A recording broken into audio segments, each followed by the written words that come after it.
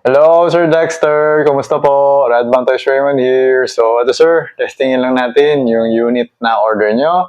The WE Glock 34 4 Series T2 Airsoft Gas Blowback Pistol. Okay, so black slide, tan frame, silver outer barrel. Okay, so fiber optic front and rear sight.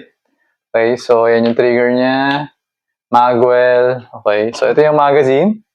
Bigyan ko na ng BB tsaka bala. Alright.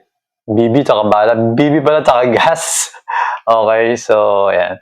So testingin natin. Nalagyan ko siya 8, no? 8 pieces. So test fire lang natin.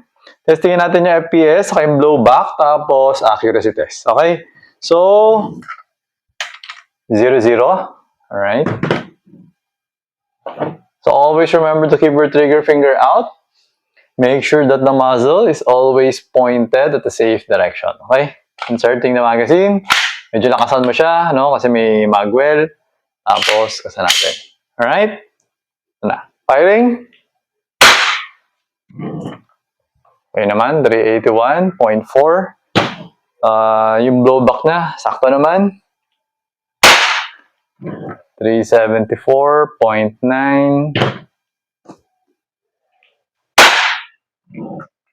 366.1.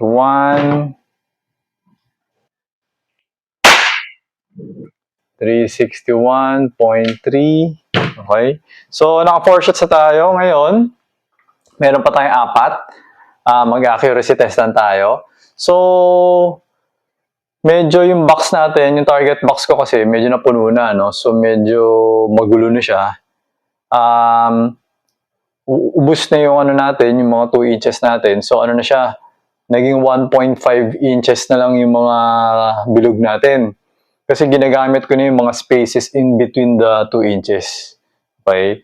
So, ang distance natin doon sa target box is 2.3 meters. Tapos yung bilog na gusto kong barilin, yung babarilin natin for accuracy is yung, ano na lang siya, 1.5 inches. Okay? Pero so far, hindi pa naman ako sumasablay. Lahat ng baril ko, lahat ng testing ko, pasok pa rin sa loob, eh, no? Kahit na maliit na lang siya. Send ko na lang sa inyo yung picture later. Okay? So, ang babarilin natin is the bottom, the left side. Okay? Kasi ilan na naman natitira. 2 na lang yung available na nagawa ko. Okay? So, kanina, nilagyan ko kasi ulit kanina. Okay? Send ko sa yung picture mamaya. Okay? So, to, check natin.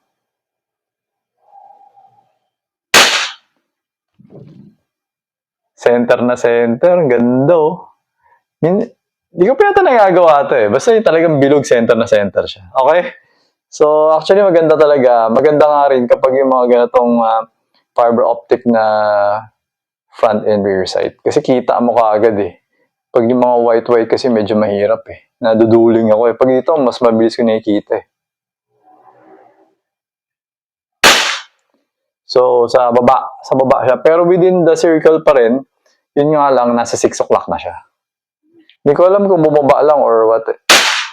So, nasa gitna siya nung first at saka nung second. So, nasa 5 o'clock. Okay? So, ayan, nag-open yung slide. Okay, removing the magazine. Wala nang bala. Okay? Send ko sa yung picture, makikita mo yung ibig ko sabihin na basta makikita mo yung center shot, yun yung una. Tapos yung 6 o'clock, tapos yung parang sa gitna nung center, saka yung 6. Medyo malaki yung butas nun. Hindi ko alam ba't malaki. Pero 1 shot lang yun. Tapos yung final shot is doon sa may 5 o'clock. Okay? So, pulling back the slide, hammer down.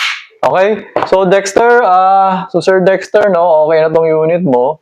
So, pwede ko na siya i-pack tapos dalhin ko na siya sa courier tomorrow. Okay? So, ayun sir, thank you for your order. Until next transaction po, always remember to stay safe, stay great, be good, and be thankful always. God bless po sir. Bye-bye.